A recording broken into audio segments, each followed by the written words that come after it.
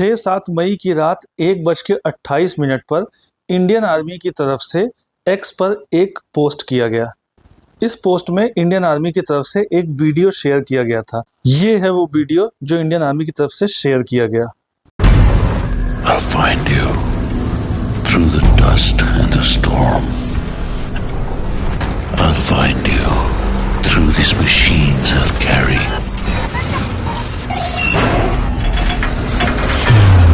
The burden of my brothers and sisters' pain. So I'll find you. You can hide in the distance between shadow and dust, but I'll strike you down when you betray our trust.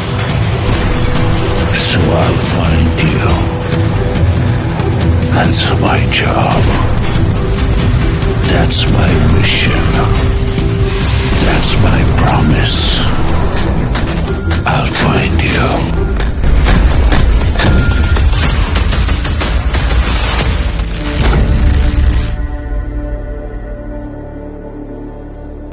इस update के 23 minute बाद यानी कि 1:51 पर Indian army की तरफ से वो अपडेट दी जाती है जिसका शायद पूरे देश को इंतजार 22 अप्रैल के बाद से था। इस अपडेट में ऑपरेशन सिंदूर के बारे में जानकारी दी गई। ये अपडेट था #terror attack justice is served जय हिंद। इस छोटे से अपडेट में सिर्फ 3 लाइन लिखी हुई थी, लेकिन इस अपडेट के थ्रू इंडियन आर्म फोर्सेस ने एक बहुत बड़ा मैसेज दिया है। इसके बाद से मीडिया और सोशल मीडिया में ये न्यूज़ छा गई। उसके बाद इस बात को लेकर उत्सुकता बनी रही कि आखिर ये ऑपरेशन सिंदूर क्या था, इसका मोड क्या था, कहाँ पर ये कंडक्ट किया गया। और इसके बाद पूरी रात इस पे थोड़ी बहुत इन्फॉर्मेशंस आती रहीं, कुछ वीडियोस आते रहे जो कि बहुत तेज़ी से वायरल हुए। पाकिस्तान के अंदर के कुछ वीडियोस आते रहे, लेकिन इसके बाद 10:30 बजे इससे रिलेटेड एक प्रेस ब्रीफ होती है जिसमें फॉरेन सेक्रेटरी विक्रम मिस्री आते हैं और उनके साथ 2 lady officers colonel Sofia Qureshi और विंग कमांडर व्योमिका सिंह आती हैं। इसके बाद इस प्रेस ब्रीफ में बताया गया कि इंडियन आर्म फोर्सेस ने पाकिस्तान के अंदर और पाकिस्तान ऑक्यूपाइड जम्मू एंड कश्मीर में दोनों जगहों को मिलाकर 9 अलग अलग जगहों को टारगेट किया, जिसका संबंध अलग अलग टेररिस्ट ऑर्गेनाइजेशन से था। इसमें किसी भी मिलिट्री इंस्टॉलेशन को टारगेट नहीं किया गया, साथ ही साथ किसी सिविलियन इलाके को भी टारगेट नहीं किया गया। दरअसल ये पूरा मैटर ये है कि 22 अप्रैल को जम्मू एंड कश्मीर के पहलगाम में एक टेररिस्ट अटैक हुआ, जिसमें टेररिस्ट्स ने टूरिस्ट को टारगेट बनाया और उन टूरिस्ट का नाम और धर्म पूछ के उनकी फैमिली मेंबर्स के सामने उन्हें गोली मार दी गई। इसके बाद से ही पूरे देश में गुस्से का माहौल था। आर्म फोर्सेस लगातार एम्बुश कर रही थी।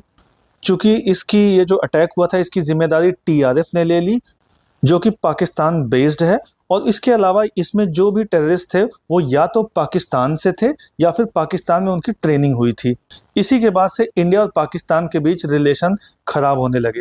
हालांकि पहले भी बहुत ज़्यादा अच्छे रिलेशन नहीं थे, लेकिन जो भी थे उससे भी ज़्यादा खराब होने लगे। इंडिया के प्राइम मिनिस्टर मोदी उस वक्त जब हमला हुआ है उस वक्त वो सऊदी अरब के दौरे पर थे। वो उस दौरा छोड़कर बीच में ही इंडिया वापस आ गए और अगले ही दिन CCS की बैठक हुई जिसमें 5 बड़े निर्णय लिए गए। आपको पता ही है कि इंडस वाटर ट्रीटी को सस्पेंड कर दिया गया। उसके अलावा वाघा अटारी बॉर्डर जो है वहाँ की चेक पोस्ट को बंद कर दिया गया। सार्क वीज़ा के तहत जितने भी पाकिस्तानी नेशनल्स को वीज़ा मिले थे उन सभी कैंसिल कर दिए गए और पाकिस्तान के जो भी लोग इंडिया में थे उन्हें 48 घंटे में इंडिया छोड़ने के लिए कहा गया। उसके अलावा जो मेडिकल वीज़ा पर लोग थे उन्हें थोड़ा सा ज़्यादा टाइम दिया गया, 29 अप्रैल तक का टाइम उन्हें दिया गया। इसके अलावा पाकिस्तान का जो हाई कमीशन इंडिया में है उसकी साइज़ को 55 से कम करके 30 कर दिया गया। और उसके बाद सीरीज ऑफ एक्शंस लिए गए जिसमें चिनाब नदी पर डैम को बंद कर दिया गया। पाकिस्तान गवर्नमेंट का जो एक्स अकाउंट था उसे यहाँ पर बैन कर दिया गया। बहुत से यूट्यूब चैनल्स थे जिनको बैन कर दिया गया। बहुत से इंस्टाग्राम IDs को बैन कर दिया गया। वो क्रिकेटर्स उनके थे और उनके जो फिल्म इंडस्ट्री उससे रिलेटेड लोग थे। लेकिन मिलिट्री एक्शन कोई नहीं लिया गया था अभी तक। लेकिन 6-7 मई की रात को 1:51 पर इंडियन आर्मी की तरफ से जो अपडेट आया उसमें यह बताया गया कि ऑपरेशन सिंदूर को सक्सेसफुली कंडक्ट किया गया है। ऑपरेशन सिंदूर के बारे में डिटेल में जानकारी इस प्रेस ब्रीफ के दौरान दिया गया जिसमें फॉरेन सेक्रेटरी विक्रम मिस्री मौजूद थे। उनके अलावा आर्मी की तरफ से कर्नल सोफिया कुरैशी और एयरफोर्स की तरफ से विंग कमांडर व्योमिका सिंह मौजूद थी।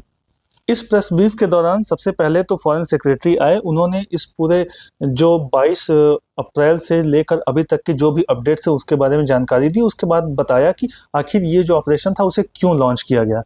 हालांकि उन्होंने अपनी ब्रीफिंग के दौरान कोई ऑपरेशनल इंफॉर्मेशन शेयर नहीं की। ऑपरेशनल इंफॉर्मेशन जो इस पूरे ऑपरेशन सिंदूर के बारे में थी वो आर्मी और एयरफोर्स की जो ऑफिसर्स थी उन्होंने शेयर की।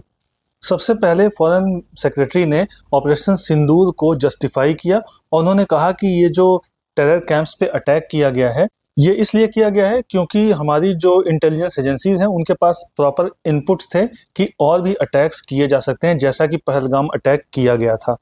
और जो पहलगाम अटैक हुआ था, पहलगाम टेरर अटैक, उसमें लश्कर तोयबा और द रेसिस्टेंस फ्रंट जैसे ऑर्गेनाइजेशंस इन्वॉल्व थे जो कि पाकिस्तान बेस्ड हैं। पहलगाम अटैक के बाद भी पाकिस्तान ने इन ग्रुप्स के अगेंस्ट कोई भी कार्रवाई नहीं की।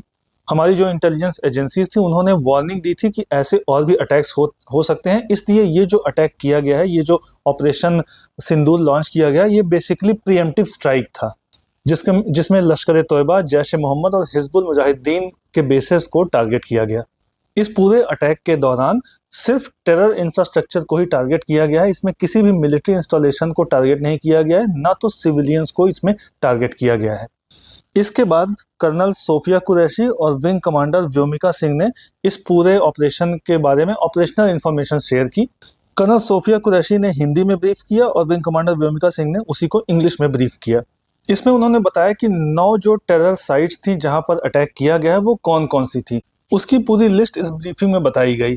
तो जहां पर इंडियन सिक्योरिटी एजेंसीज ने टारगेट किया वो जगहें थी बहावलपुर में मरकज सुभान अल्लाह जो कि जैश ए मोहम्मद से रिलेटेड जगह है, मुरिदके में मरकज तैयबा जो कि लश्कर तैयबा से रिलेटेड है, तेहरा कला में सजल जो कि जैश ए मोहम्मद से लिंक है, सियालकोट में महमूना जोया जो कि हिजबुल मुजाहिदीन से लिंक्ड है, बरनाला में मरकज अहले हदीथ जो कि लश्कर तोयबा से कनेक्ट है, मरकज अब्बास को टारगेट किया गया जो कि जैश ए मोहम्मद से लिंक्ड है, मस्कर रहील शाहिद को टारगेट किया गया जो कि हिजबुल मुजाहिदीन से लिंक्ड है।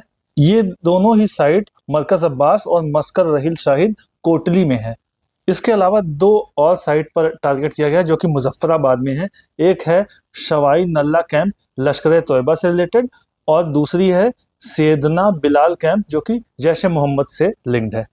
तो ये 9 साइट्स थी जहां पर इंडियन आर्म्ड फोर्सेस ने अटैक किया, जिसमें लश्कर तोयबा, हिजबुल मुजाहिदीन और जैश ए मोहम्मद से रिलेटेड साइट्स को, बेस कैंप्स को टारगेट किया गया।